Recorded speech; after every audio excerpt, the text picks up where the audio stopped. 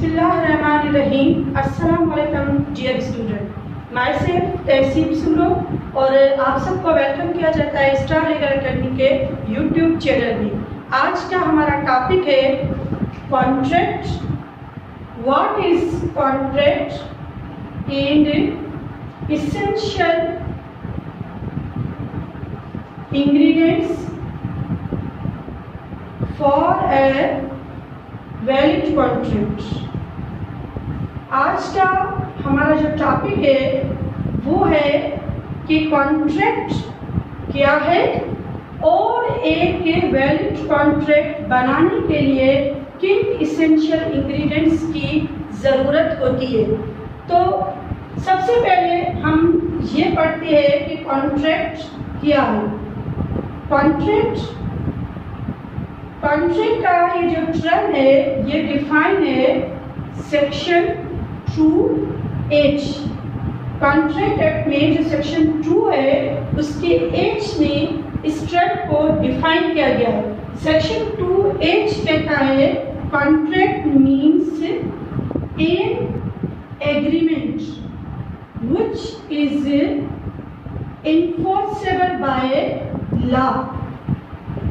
Contract का मतलब होता है कि कोई ऐसा मुआहदा जो कानून के तहत इन्फोर्सेबल होता है। हर जो मुआहदा होता है उसको इन्फोर्सेबल बाय लॉ नहीं होता है, क्योंकि कुछ जो मुआहदे होते हैं वो वाइड होते हैं।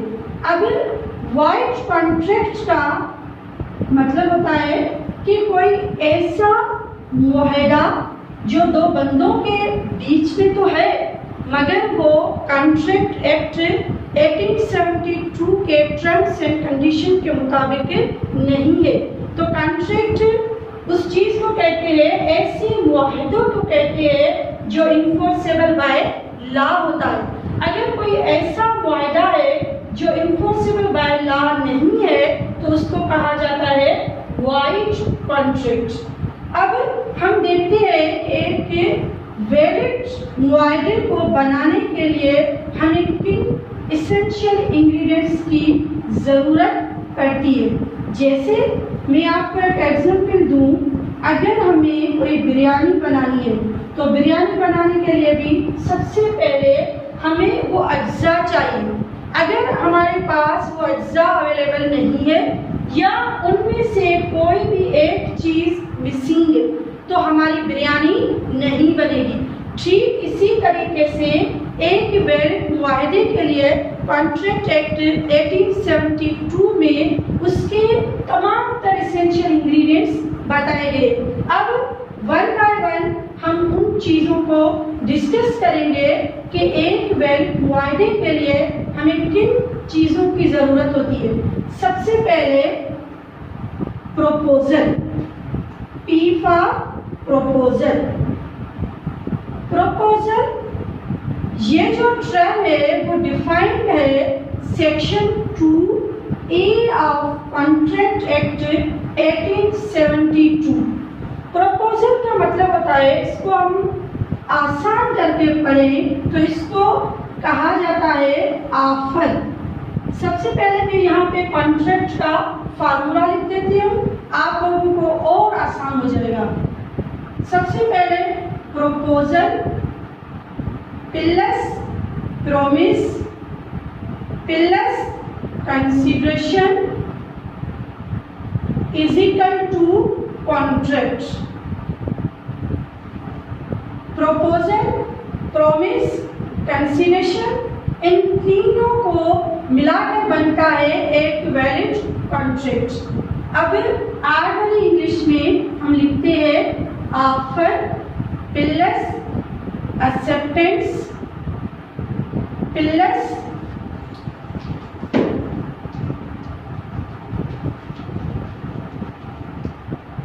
Price plus contract. अब देखो, आम जिंदगी में भी हम जब भी मार्केट में जाते हैं तो सबसे पहले जो शॉपकीपर होता है वो हमें ऑफर देता है। तो ये जो ऑफर शॉपकीपर ने हमें दी कि मैं मोबाइल फोन सेल कर रहा हूँ। इस ऑफर को लैंग्वेज ऑफ लॉ में प्रपोजल कहा जाता है। प्रपोजल का मतलब होता है कि when one person showing his intention to another person to do or not to do anything, it is called proposal। यानी एक शख्स जो होता है वो दूसरे को अपनी इंटेंशन शो करवाता है कि मैं ये चीज सेल कर रहा हूँ। तो उसको क्यों ये अपनी इंटेंशन शो करवाता है? क्योंकि उसको ये पता चले। अब प्रपोजल की जो डेफिनेशन बुक में दी गई है उसमें लिखा हुआ है with a view of obtaining the assent. Assent का मतलब होता है कि उसकी रजामंदी, ताकि हमें पता चले कि वो जो शख्स है वो हमसे ये चीज लेने में इंटरेस्टेड है या नहीं है। अगर ये प्रपोजल नहीं होता तो शायद कोई भी चीज सेल नहीं होती। अगर लेट्स सपोज मुझे ये मार्कर सेल करना है और मैं किसी को कुछ भी नहीं बताती हूँ और हर दिन मैं यही मतलब एक इंटेंशन करके आती हूँ कि कोई ना कोई स्टूडेंट ये मुझसे खरीदेगा, शायद मेरी जिंदगी गुजर जाएगी मगर कोई भी स्टूडेंट ये मुझसे खरीदेगा नहीं, क्योंकि उनको पता ही नहीं है। उनको पता कैसे चलेगा? या तो मैं उन्हें बताऊं या मैं इस मार्कर के ऊपर लिख दूं कि ये सेल के लिए अवेलेबल है। जब मैं ये लिखूंगी तो मेरी इंटेंशंस तुलबा तक पहुंच जाएगी। फिर अगर किसी को खरीदना होगा तो वो मुझे बताएंगे कि हमें ये खरीदना है, मुझे उनकी असेंट का पता चलेगा। अगर लेट्स सपोज कोई स्टूडेंट नहीं खरीदना चाहता है तो भी मुझे पता चल जाएगा कि ये जो मेरा मार्कर है वो इन स्टूडेंट्स में से कोई भी मुझसे नहीं खरीदेगा। तो प्रपोजल इसीलिए मैंडेटरी होता है ताकि हमें पता चले जो दूसरी पार्टी है जिसको हम ऑफर दे रहे हैं क्या वो हमारी ऑफर को एक्सेप्ट कर रहे हैं। उसके बाद ऑफर के बाद हम मार्केट जाते हैं, दुकान वाले ने ऑफर दी, हमने उसकी ऑफर को एक्सेप्ट किया। अब इस एक्सेप्टेंस को लैंग्वेज ऑफ लॉ में कहा जाता है प्रोमिस। प्रोमिस की टर्म डिफाइन की गई है सेक्शन 2 के बी में। अब प्रोमिस का मतलब क्या होता है कि when the proposal is accepted it becomes promise। जब हमारा प्रपोजल एक्सेप्टेड हो जाए, जैसे ए ने बी को ऑफर की, जब ए की ऑफर को बी ने एक्सेप्ट कर लिया तो ये बन गया प्रोमिस। Proposal plus promise. अब उसके बाद क्या होता है, जब भी हम मार्केट में जाते हैं बगैर पैसों के तो कोई भी मार्केट में नहीं जाता है। बगैर पैसों के अगर हम मार्केट में जाएंगे तो ना ही हम कोई चीज खरीद सकते हैं और ना ही हम कोई चीज बेच सकते हैं, क्योंकि अगर हम कोई चीज बेचेंगे तो बदले में हमें उसके पैसे चाहिए, फ्री में तो हम नहीं बेचेंगे। तो उसके बाद तीसरा जो इंग्रेडिएंट होता है वो होता है प्राइस। अब इस प्राइस को लैंग्वेज ऑफ लॉ में कहा जाता है कंसीडरेशन। कंसीडरेशन यानी कि प्राइस। अब कंसीडरेशन की जो टर्म है वो कॉन्ट्रैक्ट एक्ट में सेक्शन 2 के डी में डिफाइन किया गया है। Section 2D consideration. अब कंसीडरेशन का मतलब होता है कि कोई ऐसी चीज जो वैल्यूएबल हो। जैसे अगर दुकानदार ने हमें मोबाइल फोन दिया तो हमने उस मोबाइल फोन की जो कीमत है 35,000 रुपीज, तो ये जो 35,000 रुपीज है इनको कहा जाता है कंसीडरेशन। और ये कंसीडरेशन कौन पे करेगा? कंसीडरेशन एक चीज हमेशा अपने जहन में रखना, consideration always paid by promisee. Consideration हमेशा प्रोमेसी जो होता है वो पेड करता है, और sometime on the behalf of promisor उसका कोई एजेंट वगैरह भी दे सकता है। और दूसरी बात अपने जहन में ये रखना कि कंसीडरेशन जो होती है वो always fixed, consideration always fixed upon the desire of प्रोमाइजर।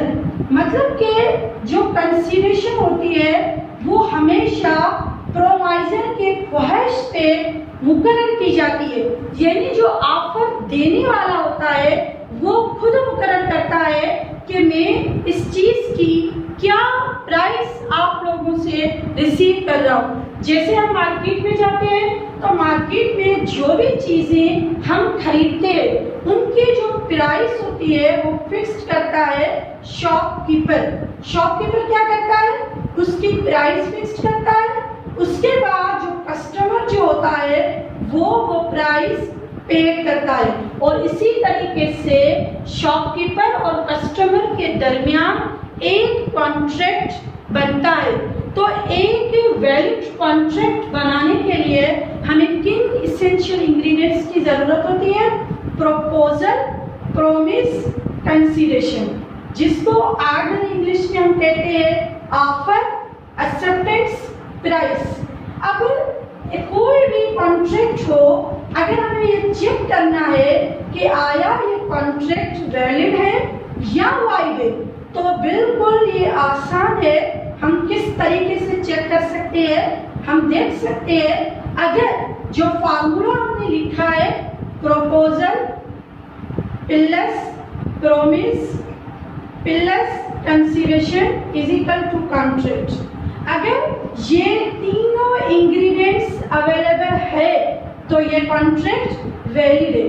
अगर इन तीनों इंग्रेडिएंट्स में से कोई भी एक चीज मिस है तो वो कॉन्ट्रैक्ट जो है ना वो वैलिड नहीं कहलाएगा।